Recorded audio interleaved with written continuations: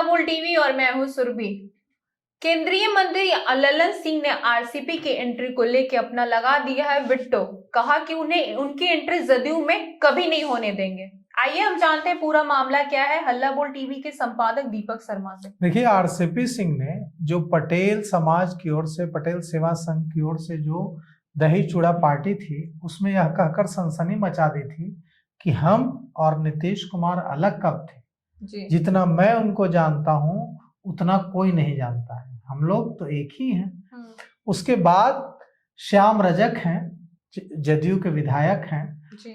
फुलवारी से, उन्होंने कह दिया था कि आरसीपी सिंह का जनता दल यूनाइटेड में स्वागत है। इसके बाद ये कयास लगाए जाने लगे थे कि लगता है आरसीपी सिंह की बात बन गई, क्योंकि आरसीपी सिंह से जब यह पूछा गया था कि आप जदयू में आने वाले हैं क्या, तो आरसीपी सिंह ने कहा था कि आपको जल्द ही पता चल जाएगा। पत्रकारों ने जब उनसे पूछा था तो पटेल सेवा संघ के कार्यक्रम में दही चूड़ा भोज में, उसमें नीतीश कुमार भी आए थे और आरसीपी सिंह भी आए थे। हालांकि दोनों के आने की टाइमिंग में अंतर था, लेकिन दोनों उस कार्यक्रम में दही चूड़ा भोज में पटेल सेवा संघ के आए थे।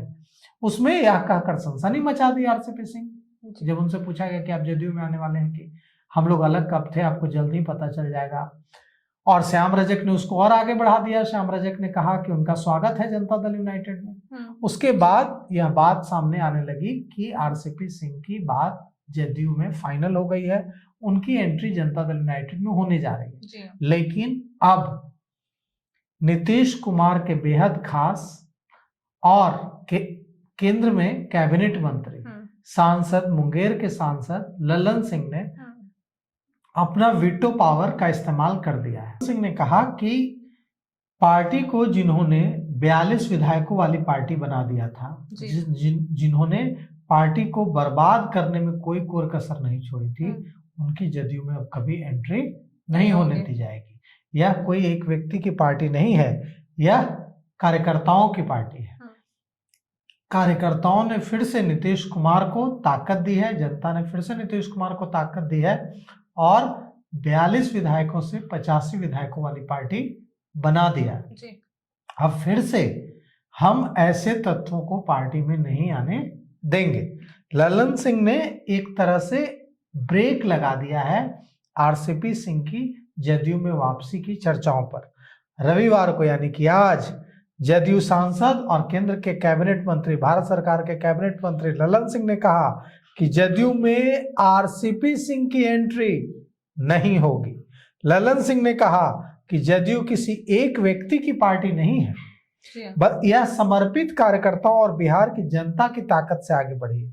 72 सीट से 42 पर पहुंचाने वाले, जिन लोगों ने पार्टी को 72 सीट से 42 पर पहुंचा दिया, वे अब पार्टी में कभी नहीं आएंगे। उन्होंने कहा कि वे पार्टी में आकर क्या करेंगे। जदयू के निष्ठावान कार्यकर्ताओं और बिहार की जनता ने मुख्यमंत्री नीतीश कुमार को दोबारा मजबूत किया है और 42 सीटों से 85 सीटों तक पहुंचा दिया है। कहा कि ऐसे लोगों की कोई जरूरत नहीं है जो पार्टी को कमजोर कर रहे थे। उन्होंने कहा कि कुछ लोगों ने पार्टी को कमजोर किया और कमजोर स्थिति में छोड़कर चले गए, अब वे वापस आकर क्या करेंगे। सीधे सीधे उनका इशारा आरसीपी सिंह पर था।